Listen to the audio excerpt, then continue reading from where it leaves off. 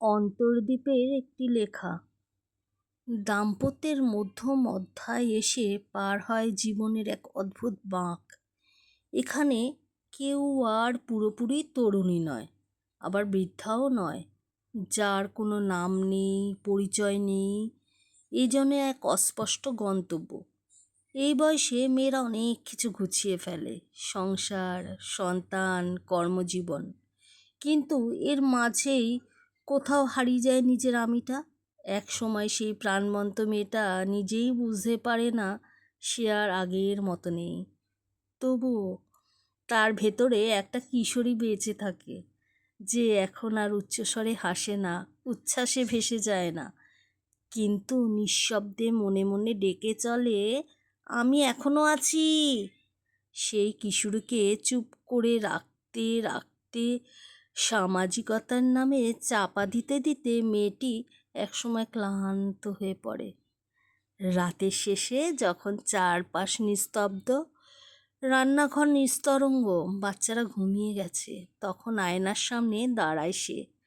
মুখে কিছুমাত্র বয়সের ছাপ, চুলে সাদার ছোঁয়া, শরীরটা হয়তো কিছুটা ধীর গতির, তবুও চোখে থাকে সেই পুরনো দীপ্তি, যেটা এখন আর কেউ খেয়াল করে না।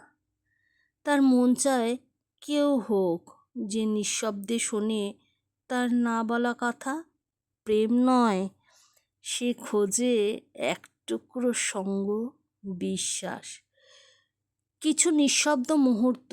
নতুন কাউকে নয়, বরং সেই চেনা মানুষটাকে আবার নতুনভাবে ফিরে পেতে চায়। এটুকু চাওয়া খুব বেশি কি? এবং হঠাৎ হঠাৎ ফিরে আসে পুরনো স্মৃতিরা। স্কুলের দিন, বৃষ্টি ভেজা বিকেল, মায়ের কোলে মাথা রাখা, বাবার ডাকে ঘুম ভাঙা, প্রথম চিঠির উত্তেজনা, সব কিছু একসাথে মনে পড়ে যায়। মা বাবাকে কিছু দিতে ইচ্ছে করে, কিন্তু বাস্তবের নিয়মে আটকে থাকে সেই ইচ্ছেগুলো। মেয়েরা কাঁদে না প্রকাশ্যে, তারা নিঃশব্দে কাঁদতে চায়। এমন এক জায়গা খোঁজে যেখানে নিজের সঙ্গে নিজের কিছু কথা বলা যাবে বিনা বাধায়, বিনা বিচারে। ক্লান্ত শরীর, অভ্যস্ত মুখে হাসি, এই নিয়েই তারা বাঁচে। কেউ বোঝে না তারা ঠিক কতটা ভাঙা আর কতটা শক্ত হয়ে বেঁচে আছে।